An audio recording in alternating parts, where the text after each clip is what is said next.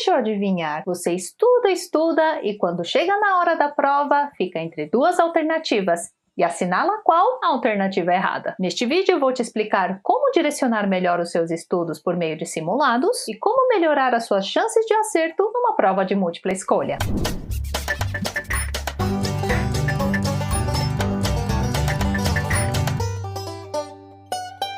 Se você está estudando para o vestibular em geral, como um Enem ou de outras faculdades ou até mesmo para concursos, é essencial que você tenha um planejamento de conteúdos, mas também é importante treinar com simulados e provas anteriores. E se você quiser sugestões de como fazer um planejamento de estudos, eu já apresentei estes dois aplicativos aqui que você pode escolher para fazer o melhor planejamento dos seus estudos. Então daí você se organiza, lê o conteúdo, faz o treino de alguns exercícios e vai fazer o simulado de múltipla escolha. E nessa hora você fica em dúvida entre duas alternativas e não sabe qual alternativa escolher. O que fazer nessas horas? Mas para te responder isso, eu não vou te ensinar um simples macete. Eu vou te ensinar uma forma de diagnosticar o que está acontecendo com você, principalmente quando você perceber que essas dúvidas surgem no meio do simulado. E depois de entender esse diagnóstico, eu vou te dar uma dica de o que fazer quando você tiver essa dúvida no dia da prova. Tudo bem? Então a primeira coisa que eu vou falar é sobre o diagnóstico, ou seja, no momento que você estiver fazendo um simulado. Existem dois tipos de dúvidas muito comuns nas provas de múltipla escolha, que é dividido por áreas. Por exemplo, na área de exatas é comum ter 3 tipos de hipótese para não chegar na alternativa correta. E a primeira é você ter errado uma parte dos cálculos. E esse erro pode ser até bobo,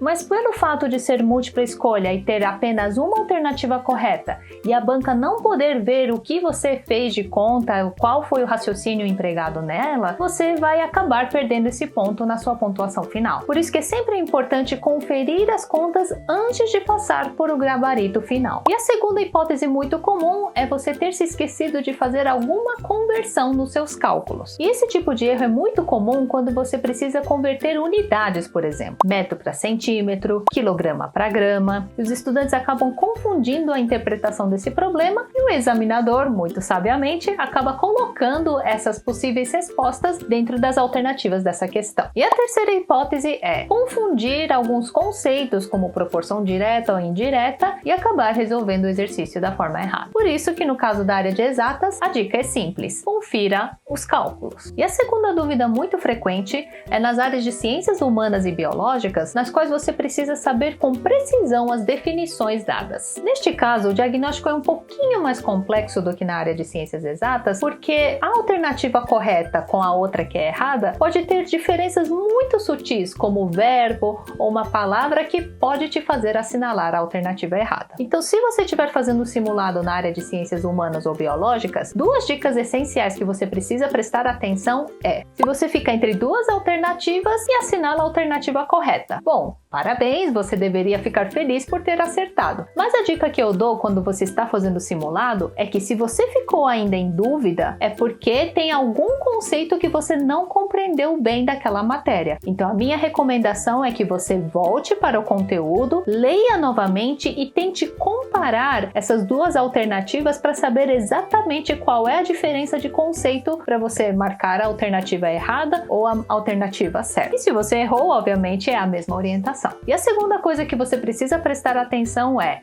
quando você assinala uma alternativa errada com convicção, achando que ela é a certa. Aqui você provavelmente sofreu de um efeito chamado Dunning-Kruger. E se você quiser saber detalhes, é só assistir este vídeo aqui. Mas em poucas palavras, o efeito Dunning-Kruger se trata de um efeito no qual a pessoa sabe superficialmente as coisas, mas acha que já domina o suficiente. Então, se você constatar que está sofrendo deste efeito, a minha recomendação é quase a mesma para a primeira opção, que é revisar novamente aquele conteúdo e tentar praticar mais, como fazendo simulados. E esses simulados precisam ser variados a ponto de que qualquer variação não seja suficiente para você ficar em dúvida. Então você precisa pegar provas de anos diferentes, de lugares diferentes que tratam sobre o mesmo conteúdo para que você tenha certeza que você compreendeu todo o conceito de forma global. Então essas são as dicas para você fazer essa autorregulação nos seus estudos. E não se esqueça também de intercalar os conteúdos que você já aprendeu com aqueles que você está aprendendo, para não sofrer de outro efeito chamado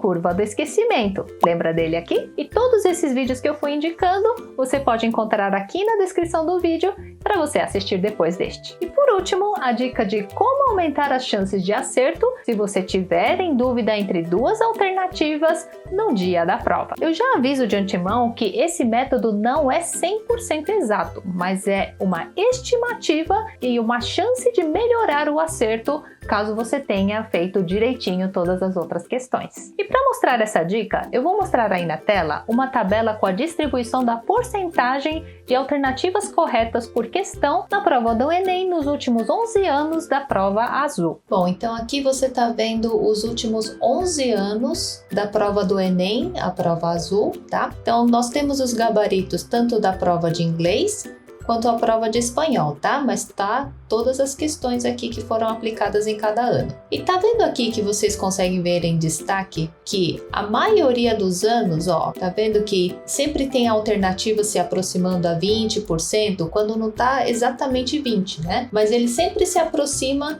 dessa porcentagem de 20%, tá? O que isso significa? Se você pegar 100% e dividir pelo número de alternativas, que são 5 neste caso, vai obter 20%. Ou seja, se você chutar tudo em apenas uma alternativa, como a letra A, por exemplo, a sua chance de acerto dessa prova é de aproximadamente 20%. Então, qual seria a dica? Se você não sabe qual alternativa assinalar, você precisa deixar marcada essa questão para voltar no final, depois que você já marcou todas aquelas questões que você não tem dúvidas da resposta correta. Supondo que você já tem certeza das alternativas que você já marcou, você vai olhar no total do seu gabarito e olhar para aquela alternativa que tem menos vezes marcadas dentro do seu gabarito. Vamos supor, por exemplo, que você pegue uma prova com 50 questões. Se a gente divide 50 por 5, vai chegar no número 10. Ou seja, o número de questões para cada alternativa é 10. E vamos supor que o seu gabarito esteja preenchido que nem desta forma. Suponha que você esteja em dúvida entre as alternativas B e D. Então, como tem menos alternativas marcadas na letra B, a sua chance de acerto se você colocar na letra B é maior se essa prova tiver homogeneamente, ou seja, igualmente distribuída entre as alternativas. Mas isso, lógico, que vai dar certo se você acertou todas as outras questões e também se a prova estiver mais ou menos distribuída que nem na prova do Enem. Por isso que é bom fazer esse chute somente no fim da prova. E lá no blog eu vou deixar essa planilha disponível para que vocês possam analisar com mais cuidado e também para ajudar a fazer os mesmos cálculos para a prova que você está se preparando. E se este vídeo te ajudou, deixa um like e compartilhe com mais pessoas que precisam dessas dicas para acertar melhor as provas de múltipla escolha. E se você precisa de ajuda para se concentrar melhor e também entender como o cérebro grava melhor as informações, eu também tenho esta playlist aqui,